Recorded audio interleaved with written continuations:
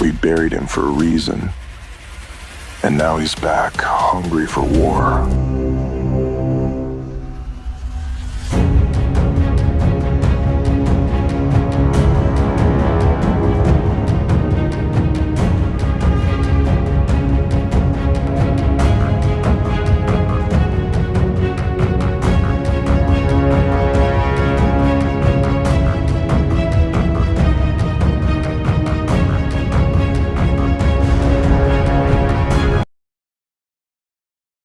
First Blood is a 1982 American war action film starring Sylvester Stallone as Vietnam War veteran John Rambo. The film was directed by Ted Kotcheff and cowritten by Michael Kozoll, William Sackheim and Stallone, based on the 1972 novel First Blood by David Morrell. The story follows Rambo who, after entering a small town and clashing with the police, attempts to survive a manhunt using his expertise in survival and combat skills.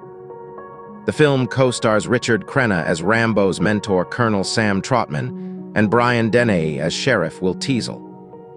First Blood was released in the United States on October 22, 1982. Initial reviews were mixed, but the film was a box office success, grossing $125.2 million and becoming the 13th highest-grossing film at the domestic box office for the year and the 7th highest-grossing film worldwide.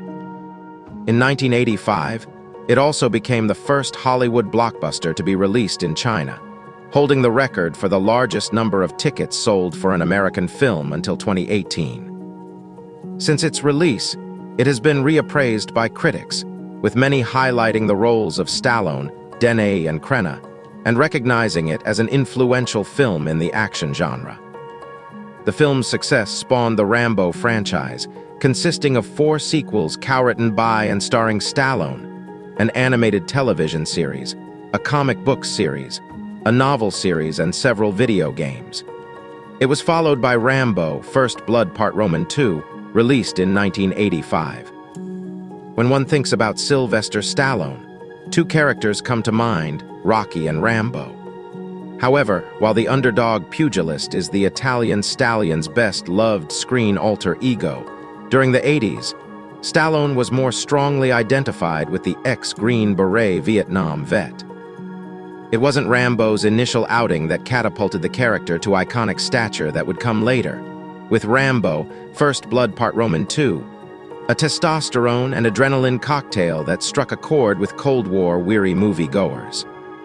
The first installment, First Blood, while not precisely more thought-provoking, at least acknowledged that viewers might have functioning brains.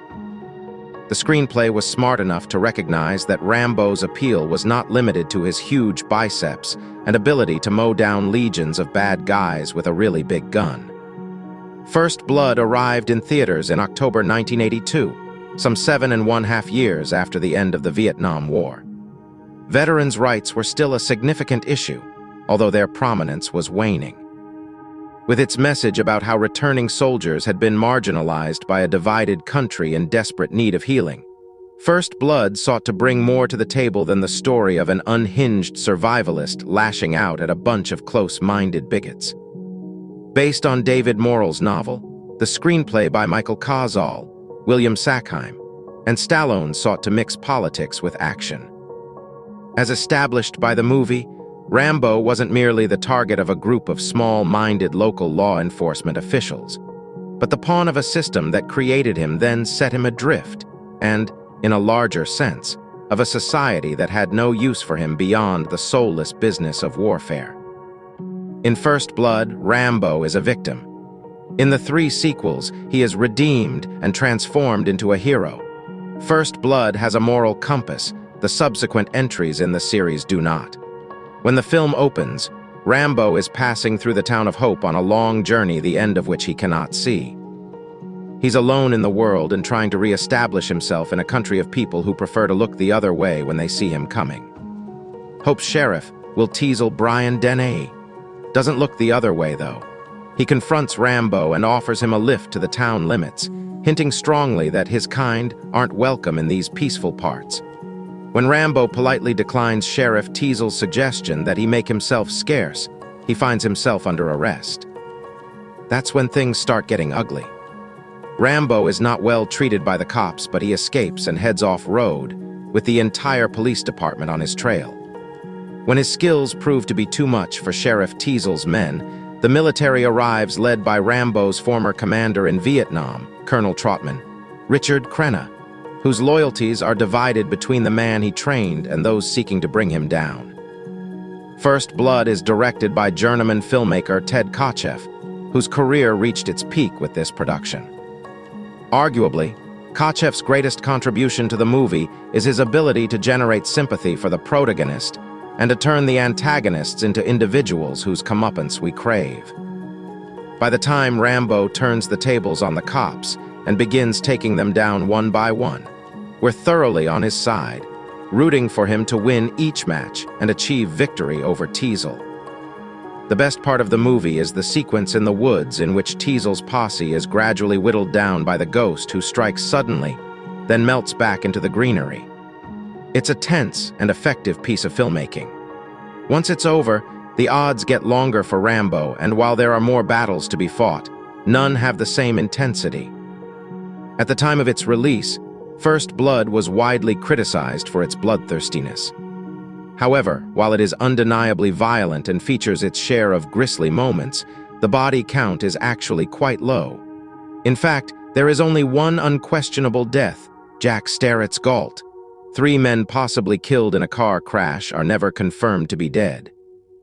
David Morrell, who wrote the novel, is on record as saying they died, but Kotcheff is non-committal. It is worth noting that the estimated number of deaths in First Blood Part Roman II, Rambo Roman III, and 2008 Rambo are 67, 108, and 256, respectively. The most obvious non-death is that of Rambo. In the book, Trautman, his mentor, kills him. The ending of the movie deviated from that of the source material because it was deemed to be too dark. At the time First Blood was made, there was no thought of sequels, but the filmmakers believed the audience had made too much of an emotional investment in the main character's survival for him to be eliminated, especially at the hands of Trautman, the only person he trusted.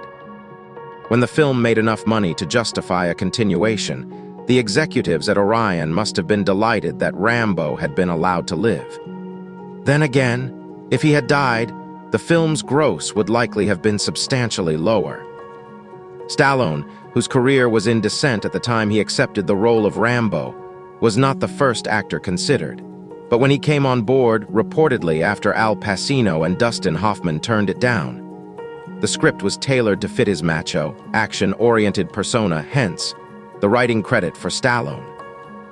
In retrospect, it seems impossible to imagine anyone other than the taciturn Musliman in the part, and his capabilities as an actor should not be dismissed. There is power and emotion during the pivotal interaction with Trautman, when he reveals how hurt and betrayed he feels by a country that shaped him into the ultimate killing machine, and now wants to wash its hands of him. Crenna is adequate as Trautman, but not especially memorable. The 4th film in the series, 2008's Rambo, was able to move forward without Crenna and not miss a beat. Brian Dennehy does what Brian Dennehy does best, make his character so detestable that audiences love to hate him. There are only a few actors who can do this, and Dennehy is one of them. Long before NYPD Blue or CSI Miami, David Caruso has a small part as one of Teasle's deputies. It is perhaps too easy to dismiss First Blood on the basis of what the Rambo series would become, but this movie is significantly different and better than its sequels.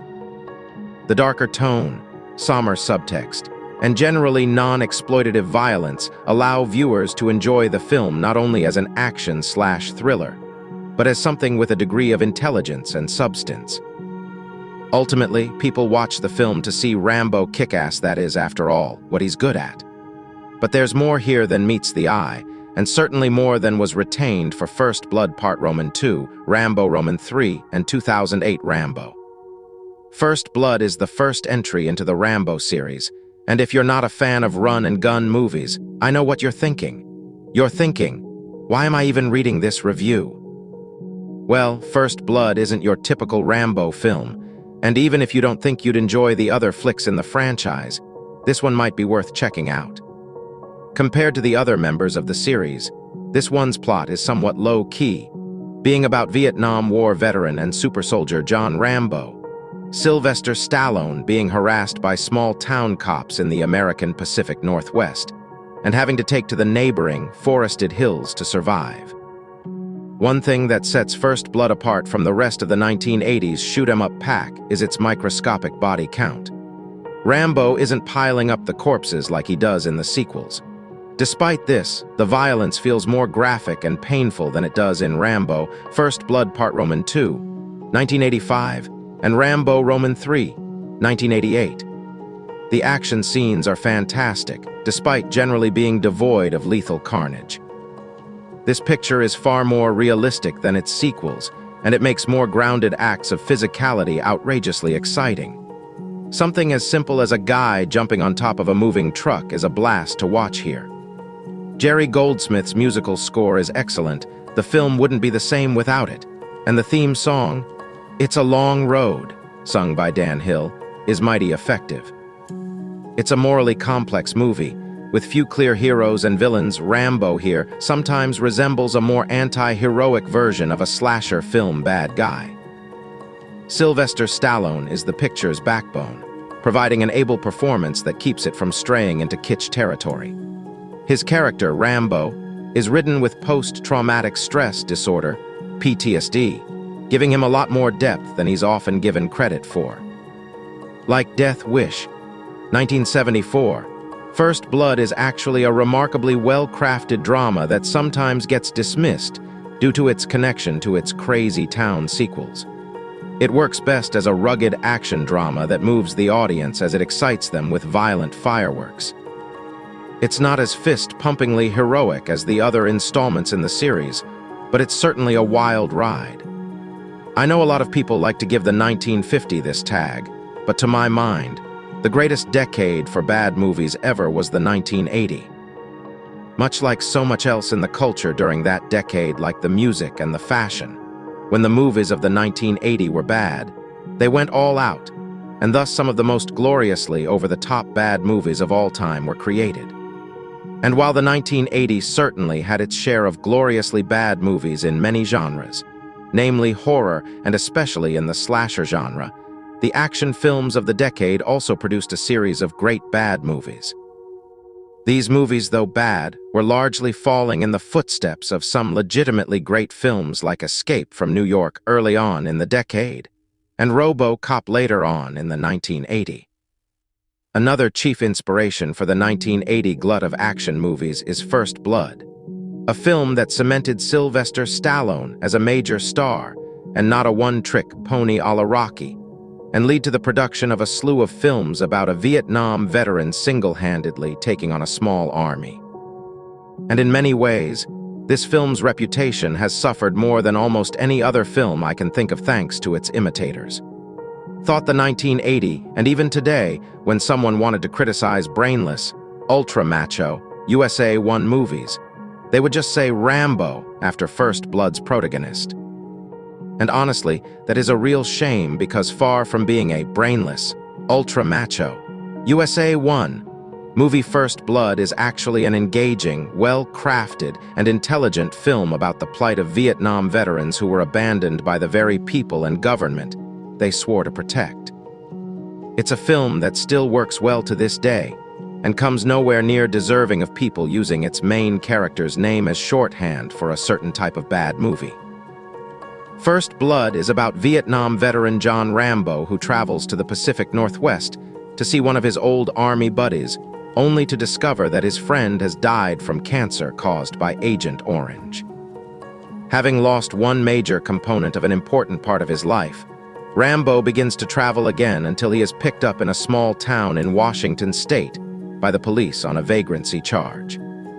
After suffering abuse at the hands of the police that reminds him of the torture he received while in Vietnam, Rambo suffers a breakdown and escapes from police custody, where he leads the police into the last woods nearby.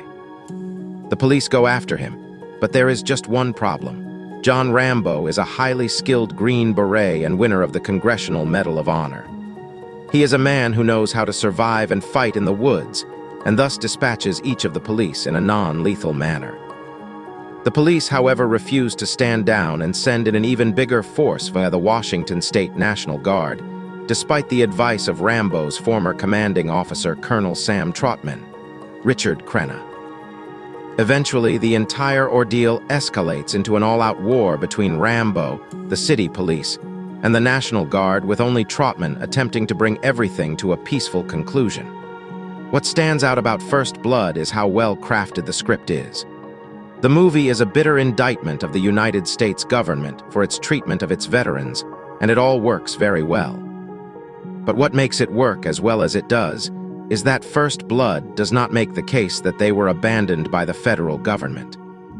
Rather, this film makes the case that the failure to take care of veterans also falls on society as a whole, as seen by the treatment of John Rambo by the local police department, who are in their minds, doing what the people of the town want by keeping it free of vagrants. Through this First Blood's indictment of the treatment of veterans is much broader, and because of this, much more relevant in that it places the disgusting treatment of veterans on society as a whole, rather than just the federal government. What's more, the film also has several well-developed characters. John Rambo himself immediately comes to mind here, as while the film makes it clear he is a man on the edge and not a hero in the traditional John Wayne mold, the film still paints him in a highly sympathetic way. I also like the character of Trautman quite a bit, and enjoyed the grounding he gave the film, while Sheriff Will Teasle gives the film an ultra-macho perspective that many wrongly see the film as endorsing itself. These characters play off each other rather nicely, particularly in how their differing perspectives and personalities interact with one another, to gives the film a very nice feel as far as its characters go. In addition to the writing, the film is also ably directed by Ted Kotcheff. Kotcheff creates several well-crafted and engaging action pieces throughout the film, per the requirements of the genre. But he is also careful to craft several scenes to evoke pathos, a movie which gives his action pieces a greater deal of weight. Adding to this is his skillful direction in creating tension, something that can be most clearly seen in the part where Rambo is stuck in a cave. While trying to find his way out, the passage for the cave keeps getting smaller and smaller. Kotcheff is careful to use this towards the film's advantage, as he is able to craft a highly claustrophobic feel. But throughout all of this, the film still offers many excellent visceral action scenes and is, judging just on this standard, still among the best the genre has to offer. The acting is likewise excellent. Richard Crenna is excellent as Trautman, giving a calm, collected performance, and serves in many ways as the moral center of the film. He comes across as someone who has seen almost anything and knows what to do in a situation. This is not to say he is some sort of superhuman.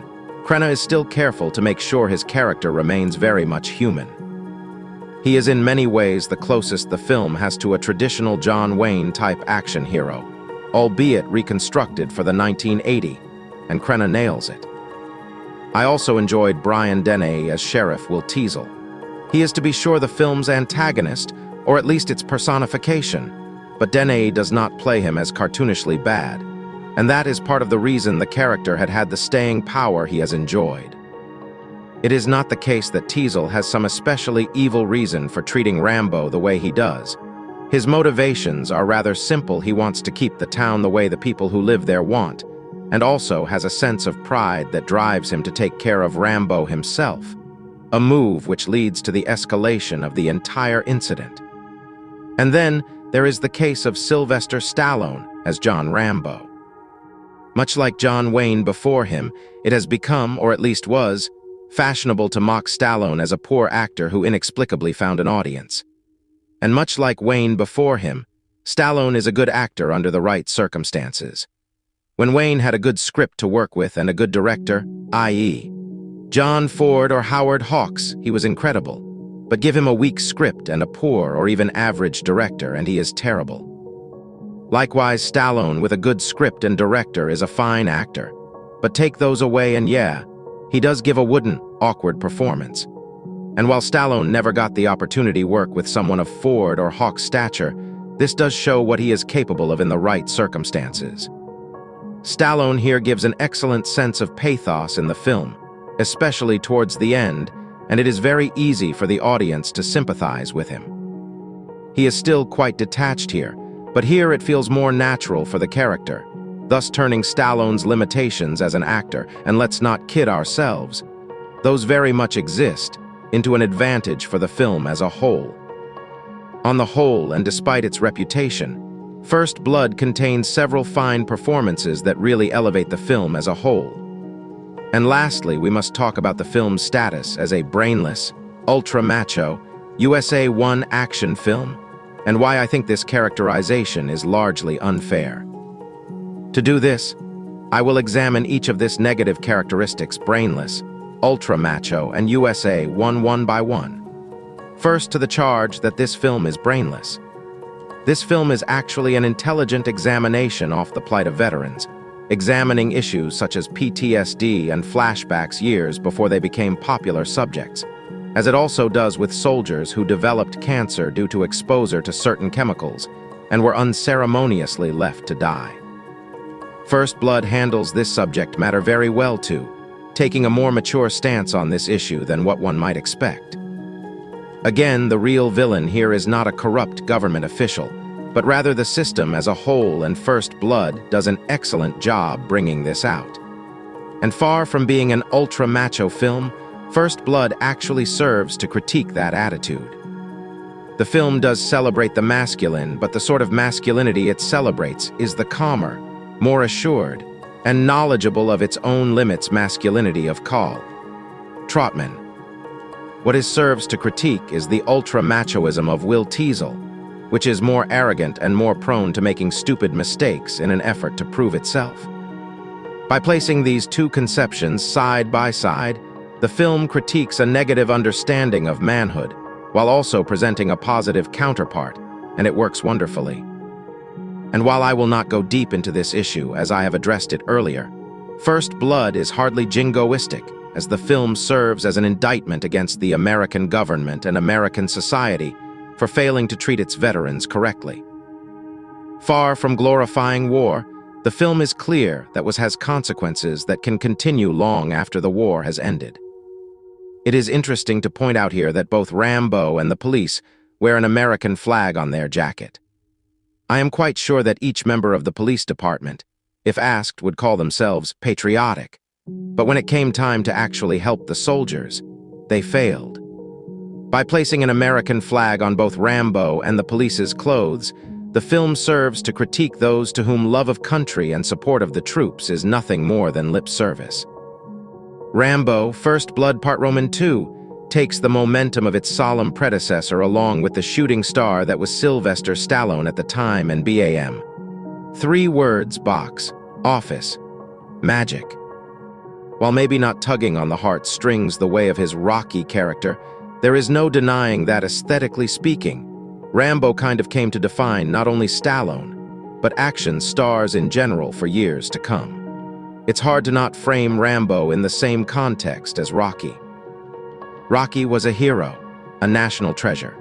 Rambo is a vigilante, this at least the way it looks on the surface, but John Rambo is a hero also. And in this film, he provides a voice to the voiceless. Vietnam War fallout left vets holding the towel and finding themselves discriminated against for doing what their country asked of them. A vicious cycle and a stark cry from the perception of vets of either of the world wars. Rambo represents this disenfranchised group of individuals who personified the damned if they do / damned if they don't moniker. And with his chiseled physique and bandana, who better to hold the torch? As the plot thickens here, and man does it ever, Rambo goes nuclear in the face of government cover-up, conspiracy, and apathy. Do you know what differentiates a film like this from the barrage of nameless, faceless carbon copies to follow? If you said that this balls-to-the-wall action extravaganza also has a legitimate story, that would be a bingo. Explosions, crashes, and hand-to-hand combat ass-kicking are all great and wonderful. But when they supplement a story that you get invested in, and more importantly, characters you are actually rooting for, it becomes the perfect combination that you need for a great movie. My only issue with the Rambo franchise in general is that more or less, this is as good as it gets by a mile. When you compare to a franchise like Die Hard with those, there is one clear junker. However, with the Rambo franchise, there is only one clear classic.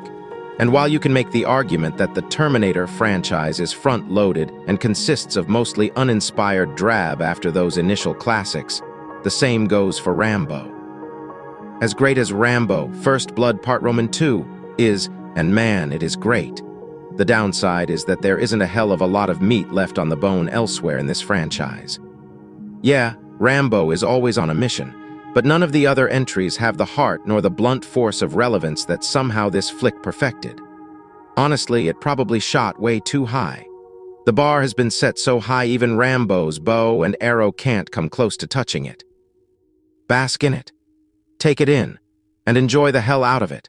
Not only one of the best action flicks of the 80s, but one of the definitive measures of which all action movies to follow are compared.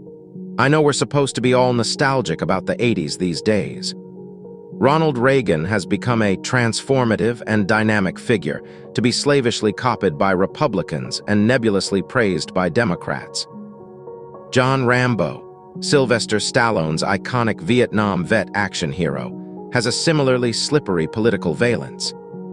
As the casualty of an unjust American war who was ignored by an uncaring government and goaded by brutal cops in the original film, First Blood, he's vaguely a hero of the anti-war left. In the sequels, as an unequaled kicker of communist ass, he's firmly on and in the right. Now that he's been resurrected in a fourth film simply called Rambo, Stallone's protean warrior has a whole new overseas conflict to symbolize. Rambo is nothing if not flexible. He's capable both of ruing the harm that man inflicts on his fellow man and inflicting it by the monster truckload. When we first see him again, Rambo, Stallone, still granite-faced and massively muscled at 61, is living in semi-seclusion in the Thai jungle, piloting a riverboat and capturing live cobras to sell to snake wranglers. Hey, it beats telemarketing. Decades of suffering have tempered him like iron, which, as we learn in the opening scenes, he also knows how to forge by hand. Rambo is approached by a group of American missionaries who want to be taken to Myanmar, formerly Burma, to deliver aid to the oppressed Karen tribespeople, a Christian minority in the country. At first, he flatly refuses, sneering at the group's desire to do good. Nothing ever changes, he tells the group's blonde, Sarah, Julie Bentz. But something about Sarah, her blondness, her goodness, her complete lack of character traits other than goodness or blondness, compels him to ferry the group upriver against his best instincts. After a brief and bloody encounter with a Burmese pirate ship, Rambo leaves the missionaries at their destination and returns to his nihilistic snake-trapping existence. But Burmese soldiers soon storm the Karen village, slaughtering all the natives and taking the missionaries prisoner. Their pastor, Ken Howard, flies in to beg Rambo to lead a team of mercenaries to rescue the group. And soon Rambo's headed back upriver with a sketchy crew of international soldiers of fortune. When they finally storm the hideout where the army is holding the captives in bamboo cages, well, Katie bar the door. Not that barring the door will do much good when Rambo is on the other side with a crossbow. Rambo combines an unapologetic return to the grand action movie tradition of blowing stuff up. One explosion is so big, it leaves behind its own miniature mushroom cloud, with a Saw-era interest in close-ups of human viscera. The problem is that the moral meaning of the gore keeps changing. The airborne organs of a helpless Karen villager are supposed to make us scream, "Rambo, right this injustice," while the splattered guts of a Burmese army officer are meant to evoke a reaction along the lines of, "Oh yeah." But no matter how realistically rendered and lovingly framed in slow-mo, guts are just guts, and they tend to engender the same reaction, an ethically neutral you. If you like seeing people blown in half, beheaded, and impaled, have a ball, but don't sit next to me on the subway home, please. If you don't, the horror of these images is hardly going to leave you pondering the plight of the Karen in Myanmar. Stallone has said that he hopes the film will raise awareness of the civil war there, but his use of actual news footage of Burmese atrocities as the film opens seems like a pious canard, and an invasion of privacy of the real people whose deaths we witness. The Rambo franchise is a fantasy of total war whose very power derives from its non-specificity. The only consistent message from film to film is Rambo kills meanies with extreme prejudice. Whether those meanies are cops, First Blood, Viet Cong holdouts, Rambo, First Blood Part Roman II, or Soviet troops in Afghanistan, Rambo Roman III seems like a matter of pure historical chance. I don't doubt that Sylvester Stallone feels for the people of Burma. Still, setting his film there is a convenient way of allowing us the satisfaction of a righteous victory without finding a way for John Rambo to intervene in Iraq, where, at least for American audiences, the moral math is far harder to do. Saving blonde missionaries and innocent Christian villagers from oily, swaggering rapists is a mission anyone can get behind. Figuring out how to bring peace in the Middle East through the application of overwhelming force. That may be a job for Rambo v. Last Blood. No, seriously.